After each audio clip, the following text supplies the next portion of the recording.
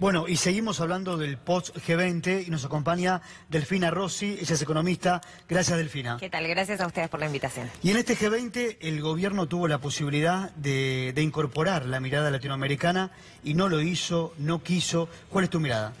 Bueno, me parece que el G20 también estuvo marcado por las recientes elecciones, tanto de Brasil como de México, que prácticamente impidieron que los nuevos gobiernos, en el caso de Jair Bolsonaro como el de López Obrador, pudieran participar activamente de la cumbre, ¿no? Me parece que eso se notó, pero es verdad que es un gobierno que habla del mundo sin pasar necesariamente por la región de América Latina o de plantear una integración regional muchísimo más fuerte, ¿no? Estamos hablando de acuerdos comerciales que con las bilaterales, que lo escuchábamos recién al presidente Mauricio Macri, que ninguna se concreta en profundizar acuerdos de cooperación con, no sé, ni siquiera ciertos países de la región o profundizar el Mercosur, ni hablar que no nos aseguraron el famoso acuerdo Mercosur-Unión Europea, ¿no?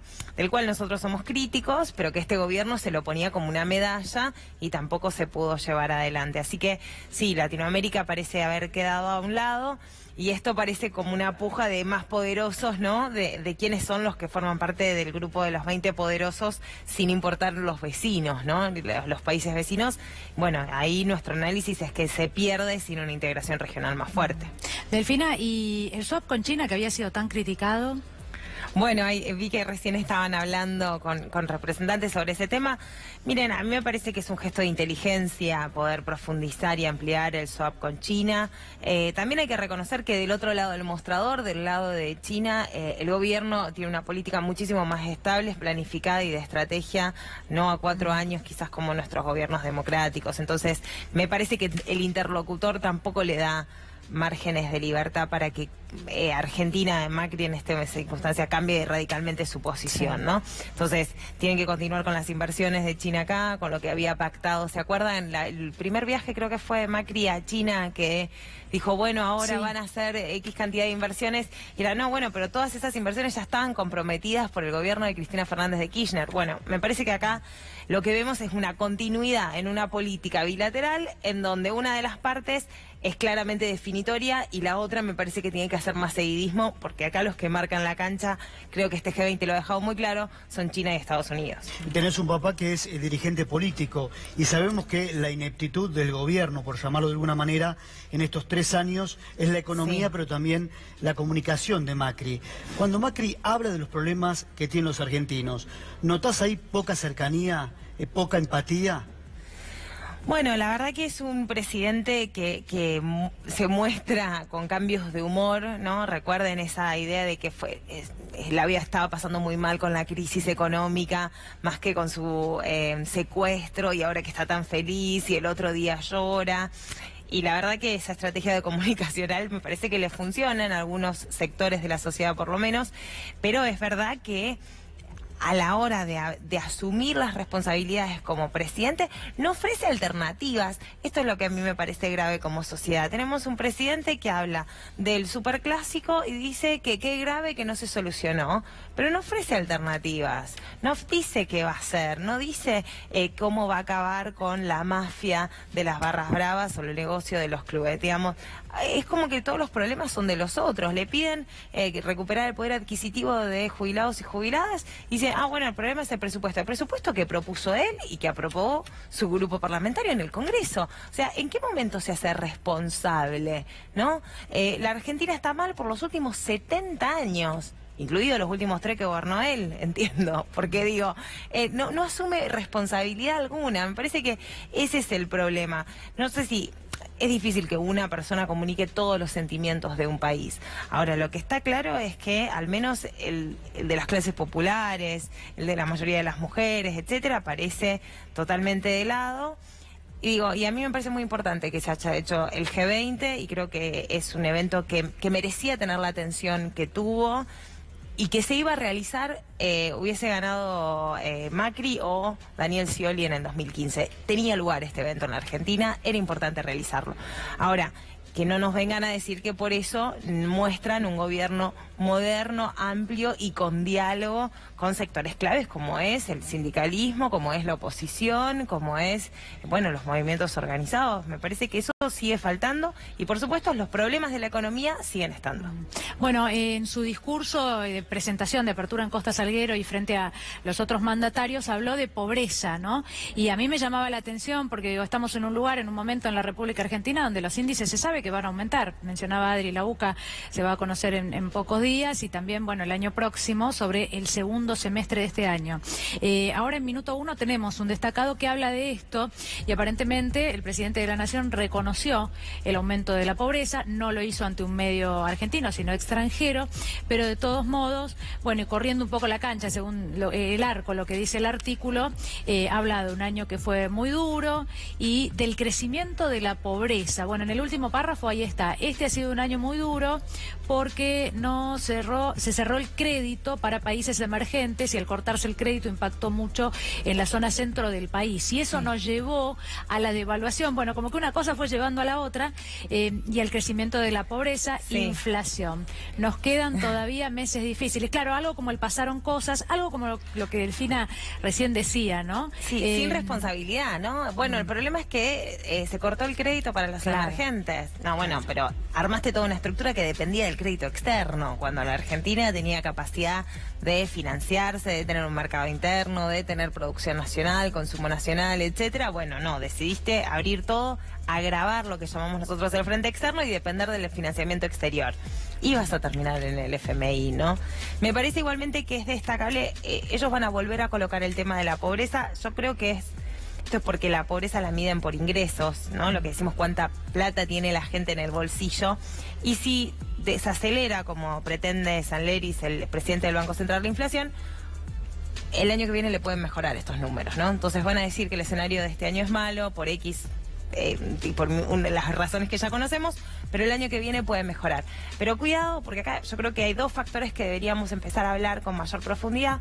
Uno es la pobreza estructural, digo, la cantidad de personas que viven en lo que se llama con necesidades básicas insatisfechas, sin tener un techo, sin que sus hijos vayan a la escuela, sin tener acceso a agua potable. ¿Qué está pasando con esas personas? La indigencia va a seguir aumentando por más que pare la pobreza por ingresos. Sí. Y el segundo factor, me parece de mucha relevancia para dialogar, es la desigualdad. ¿Por qué las devaluaciones de estas características y los modelos de concentración como el de Mauricio Macri aumentan las desigualdades? Y la verdad que lo escuchábamos a Alberto Fernández recién, y uno de los aprendizajes que se supone que la economía había hecho después de la crisis del 2008, o sea, a 10 años de la crisis financiera del 2008, era que la desigualdad era un desestabilizador casi automático de la economía, ¿no? La CEPAL lo dice, hay papers académicos del Fondo Monetario Internacional, salió, ¿se acuerdan? El libro de Piketty, bueno, un montón de economistas en el mundo dijeron, bueno, la desigualdad es un problema para la democracia y para los equilibrios macroeconómicos. Me parece que ahí es donde el gobierno está dispuesto a aumentar las desigualdades en la Argentina y a no preocuparse, y por eso solamente habla de pobreza. Ahora, ¿por qué ese interés tan grande de Trump y de Christine Lagarde de ayudar a la Argentina? ¿Es por un temor a que regrese en la Argentina un gobierno populista, como ellos lo denominan? ¿Delfina? Puede ser, te juro que me encantaría preguntarles a ellos qué es lo que ven en Mauricio Macri que les da esta supuesta tanta tranquilidad, ¿no?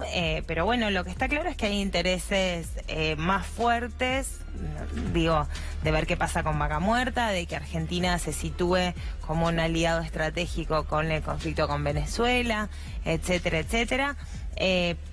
Tampoco me parecen que sean apoyos incondicionales.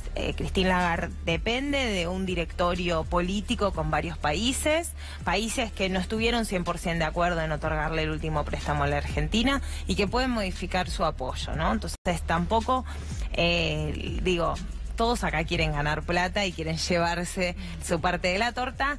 Tampoco me parece que la tranquilidad y la sonrisa de Mauricio Macri de que está todo bien sea suficiente. Si la economía argentina no mejora, si no empieza a haber cierto nivel de recuperación de crecimiento económico, va a ser muy difícil que ese apoyo incondicional se mantenga, y yo creo que ahí es el gran desafío. ¿Cuál es el relato? No, bueno, el apoyo es justamente para que no vuelva un gobierno popular, y con eso van a hacer campaña.